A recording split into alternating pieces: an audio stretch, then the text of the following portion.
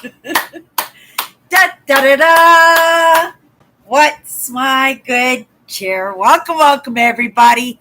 Welcome to my day off.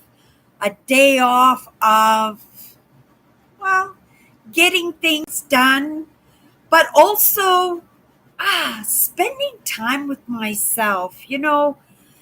It's something that's quite new to me. We're living in a world where we're being um, enticed into topics. For me today, documentaries. And I was sitting here and spending that time with me. It gives me that allowance not to be distracted, and I can kind of chew on some of these aspects of myself in why I enjoy certain bits of content, why I even indulge in sitting here taking in content, because in my upbringing, right, education, well, I would think that it was important, but it was always left in us kids' decision in how far we wanted to go with that. I remember how proud my father was when I graduated from high school. And it surprised me because, they never did that parent teacher meeting. They didn't like the education system butting into their um, way of how they're going to bring up their family, tell them what to do. I'm kind of looking at my upbringing through my perspectives and through my spectatorship and participation in that family, but I'm looking at it as an adult, not as the child that I was. And that's the truth, because in actuality, when we're going back and when we're trying to resolve some of those issues, we don't want to look in the past. We really don't, right? But we know sometimes to resolve some of these issues, some of this residue, some of the side effects, and some of those compulsions that we have in our adult life, those things that trip us up, mess us up, we do have to go back there. But the trick is, you guys, you don't go back there into the shoes of that, right? That 3-year old, 5-year old, 6-year old, 8-year old. You don't go back into those shoes. You look at that situation not just as a spectator, but as your own parent, right? As somebody who cares for that. I look at it sometimes as characters because it is in the past, right? Even though I know those experiences, I had those experiences. I know that a lot of my problems, even to this day, are wrapped up in those experiences that I remember. And I think more impactfully, those experiences I don't remember. And I think for a lot of people, that's the scary part, going back there and having those experiences again. But for me, like I said, that trick to going back there and understanding those dynamic relationships, those relationships that meant everything to you, that might have in reality, in their thinking, in their relationship with you, right? It was just it was just a relationship. It was just a dynamic relationship because of that vicinity that you were in with them, right? And it's a lot of adapt and conquer, you know. If there's one thing I've come to realize in this experience of life, not everybody's going to love you. Not everybody's even going to like you. And you know what? Even if you don't understand sometimes, right? Sometimes they'll even bite you with that confusion of what's just happened or why, right? What's wrong with me? What did I do wrong?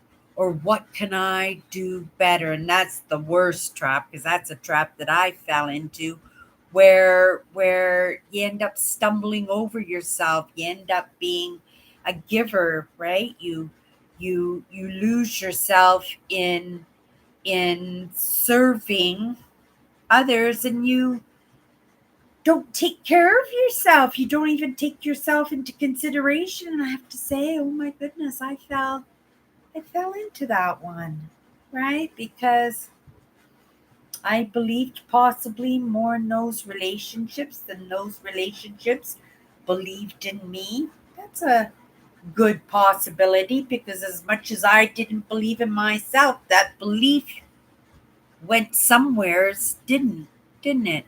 It was given to, right, to something else.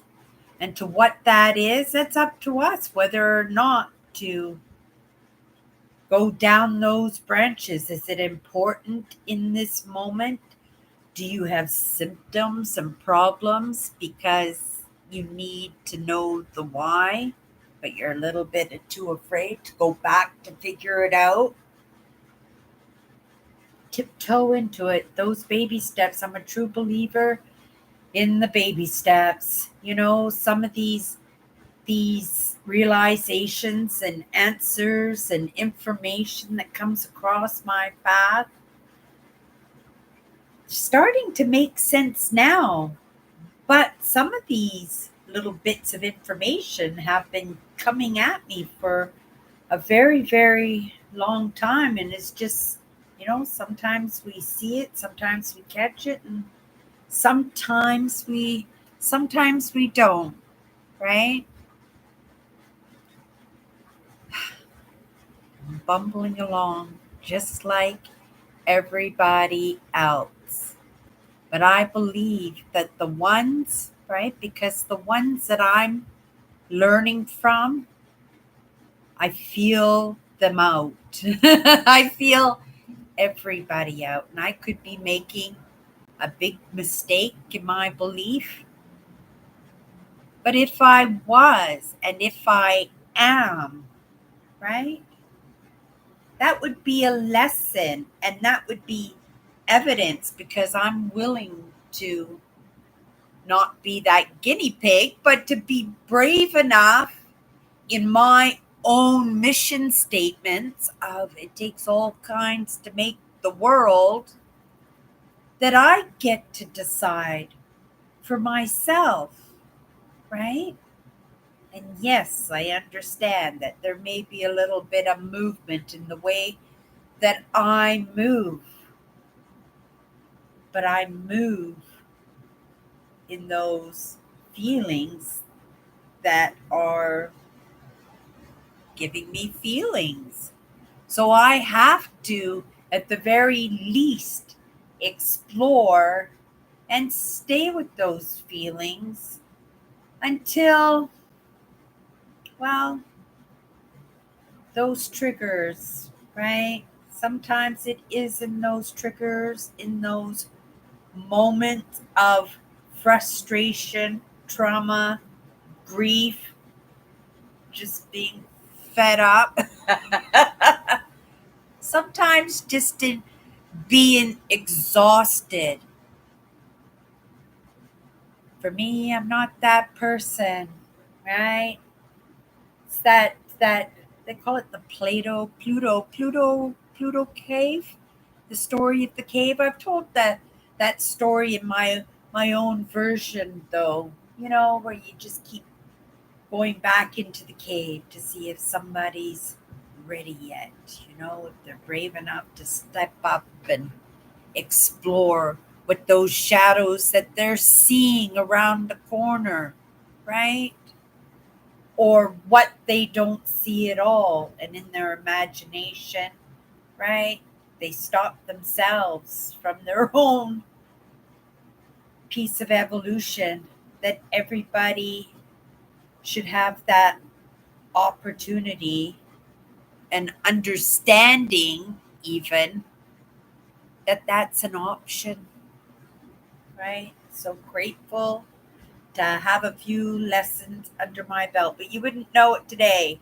I was going back a little bit into the past because, there was a time decades ago, and I'm old school, right? That it was television that was my babysitter. And growing up in the 60s and 70s, right? Television had just come out. Both my parents were working at putting a roof over our head, right? Being the eldest. But TV seemed to be a good idea, right? It held us in place, and for the most part it kept us out of trouble because our eyes were glued to the TV, right? But I love documentaries, and I'm not sure. I was thinking about it today as to why I love documentaries so much. Maybe it was in that self education, that self parenting, because I was the eldest kid and I had to be the babysitter. I had to be the overseer of my sisters, and I had three sisters, right? Both my parents were working, and my dad was working. He was gone for months. He just didn't go take an 8-hour shift. My dad was a commercial fisherman, and he'd take off for months, right? And in between seasons, we never saw our dad because he worked the night shift and he would be sleeping all day, right? Yeah, it was a dynamic upbringing, but a lot of those lessons I got were just in those generations that I lived in. And, maybe it was a little bit of too much Carl Sagan and David Suzuki and, right, Jacques Cousteau, because those were my father's favorites.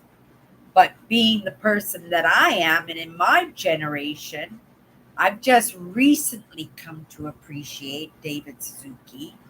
Carl Sagan, I know he's a space guy like Elon Musk, right? But I don't know much about him.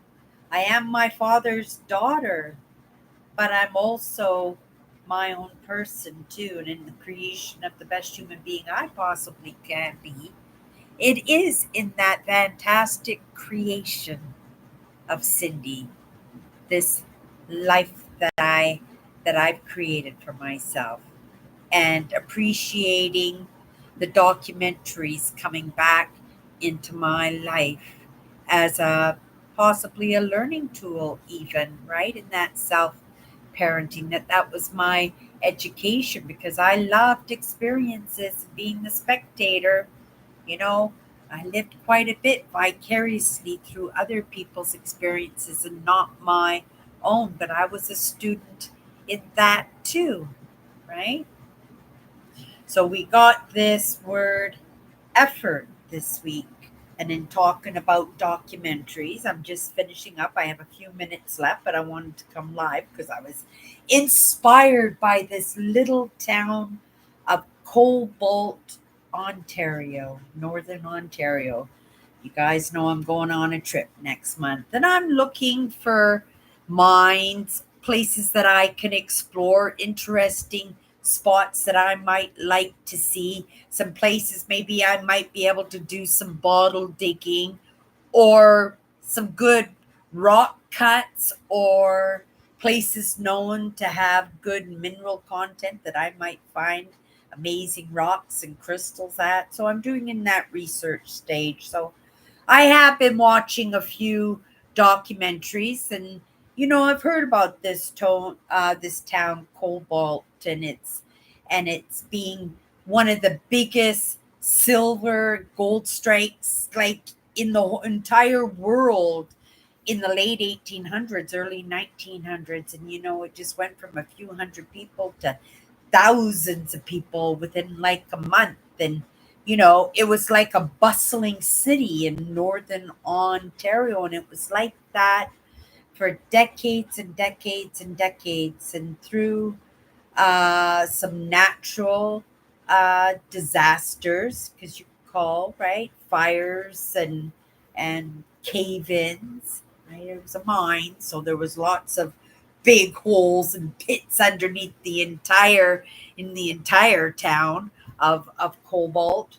But this town has, the whole point of telling this story is that this town died, like literally, after a big fire that destroyed hundreds of buildings, right?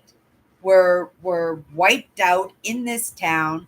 They tried to rebuild, but in the middle of rebuilding, the mines were petering out and shutting down, and in the last, right, stake in the heart of that town was the starting of the cave-ins, right? Because they were digging out everything. It was sitting on the biggest mound of silver in the entire world, and it was just too unsafe. And yeah, the town slowly died out to, well, about 1,000 people, they say, right? And it was a bustling city, right? We're talking car dealerships and pharmacies and restaurants and hotels and railways and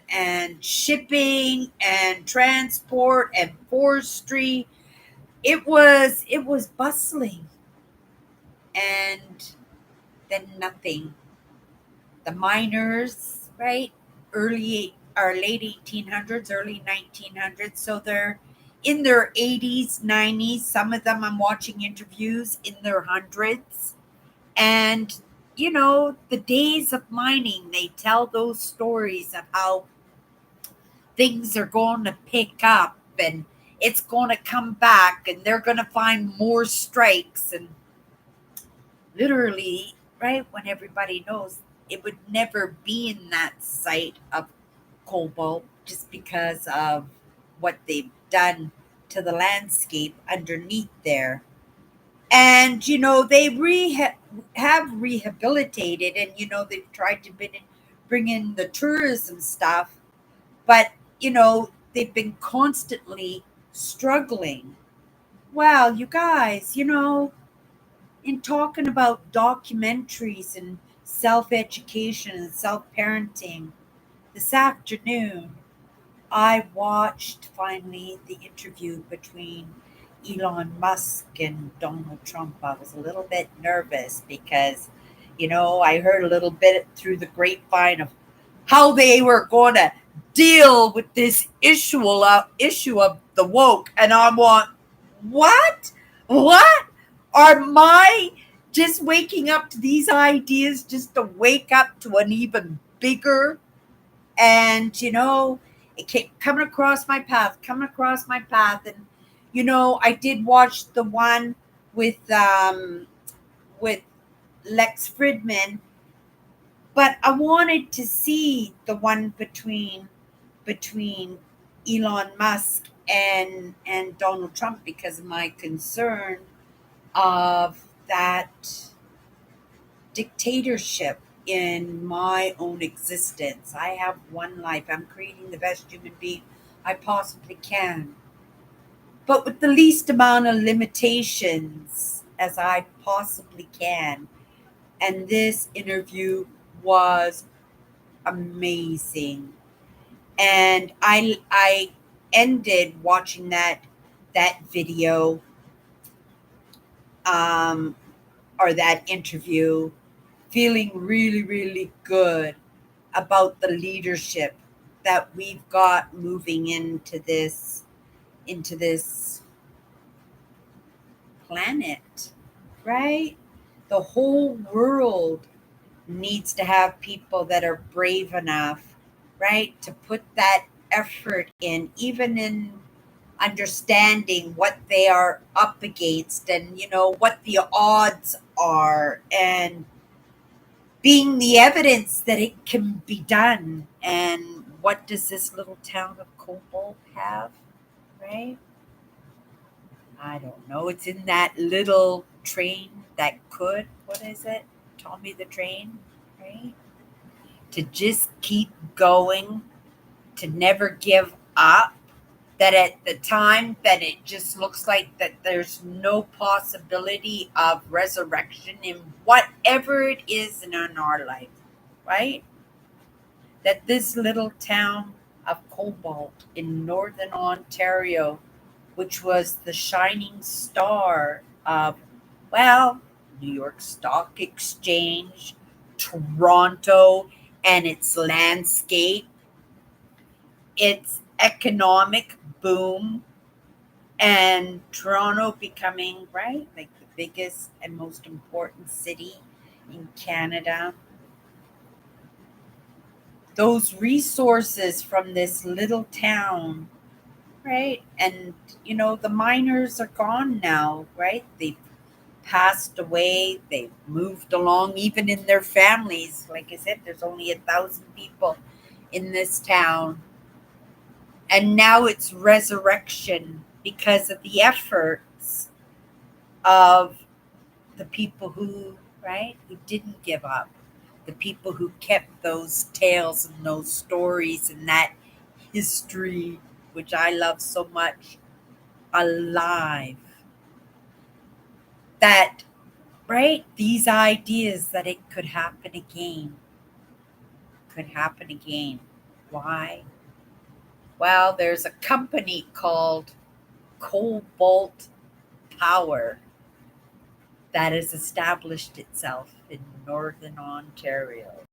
It just so happens to be a company partnering with Elon Musk. Why? Because electric cars need cobalt.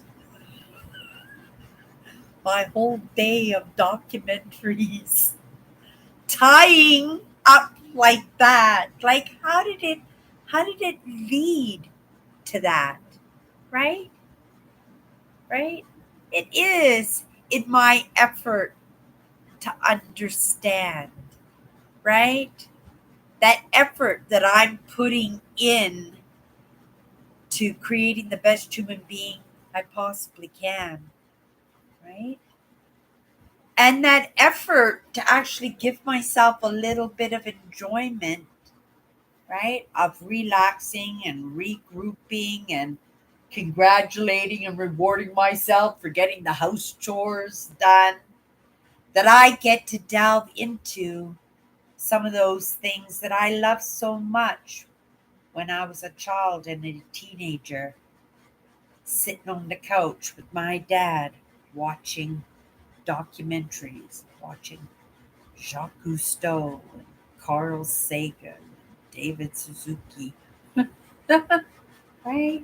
And now Cindy's watching Lex Fridman and Elon Musk, and delving into some of these.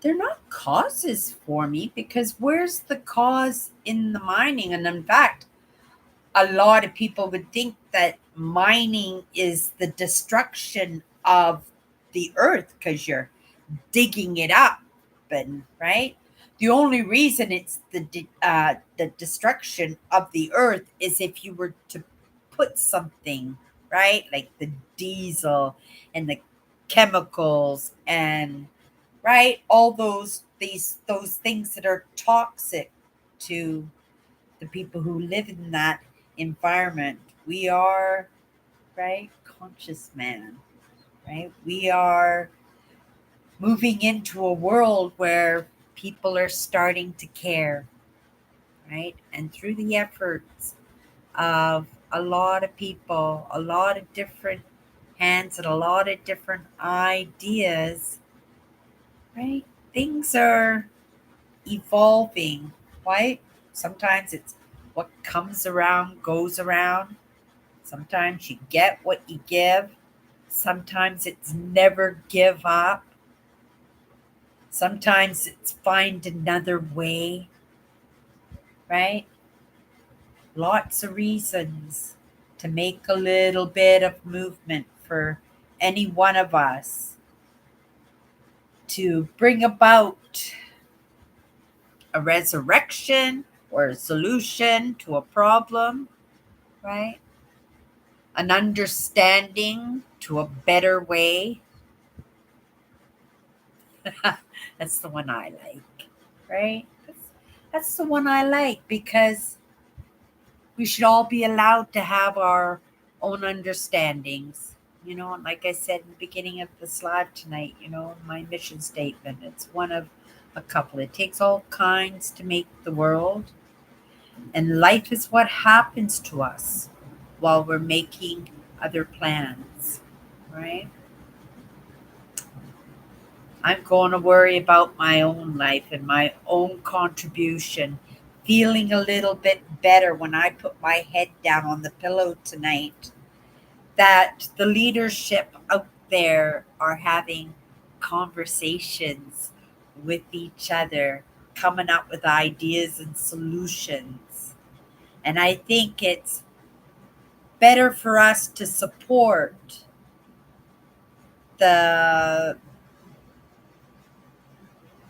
things that help to move us in our evolution. And, Cindy's looking to create an amazing holiday for herself. And I was checking out mines today, and a documentary came across my path, and I said, okay, well, there's a reason this little town has come across my path, right? Let's watch this documentary. I got an hour to kill, right, before I go live, right? And I took it in, and I still have, I think, 5 or 10 minutes left of it. But in a moment of, oh my goodness, are you kidding me? Right? My whole day just ties around like a neat little bow, bowl. Maybe there's something in that too, but it's something for me to contemplate if I choose to. But it's going to be in my effort to pick up a pen and take out my notebook here and make some notes so that I have that reminder for myself, because as fast as some of these ideas come across my path, right? Unless I don't play with it immediately, right? And that's the putting in the effort, the action into doing that. Maybe we'll pick up where we left off there, because there's right effort. We're going to talk about the action tomorrow. Okay, that's the perspective, and I'm just committing to that right now because already ideas are coming to my mind. Just in conversation, right? Just in the lessons, the experiences, and the adventures of my own life, right? And that's the only way that I can bring that genuine, right? So that's the way we'll look at it tomorrow. Okay. So in this idea of this town of Cobalt in northern Ontario, people are moving into the town now, whereas it used to be the main streets lined with empty buildings and empty shops and empty warehouses. They are all full now. They're welcoming in new blood, and that is a rarity because for me, being a city girl, and my dad, right, being an entrepreneur, picking us up and moving us from one place to another throughout my childhood, that I know what it feels like to come from the city and move to a small town and have that opportunity or not to integrate well or not with the community. So I know the challenges in that. So yeah, kudos to the town of Cobalt for actually making it easy for people to want to come back, right? But that was an effort. That was an effort in a small percentage of a much larger once community, right? And those who never gave up, right?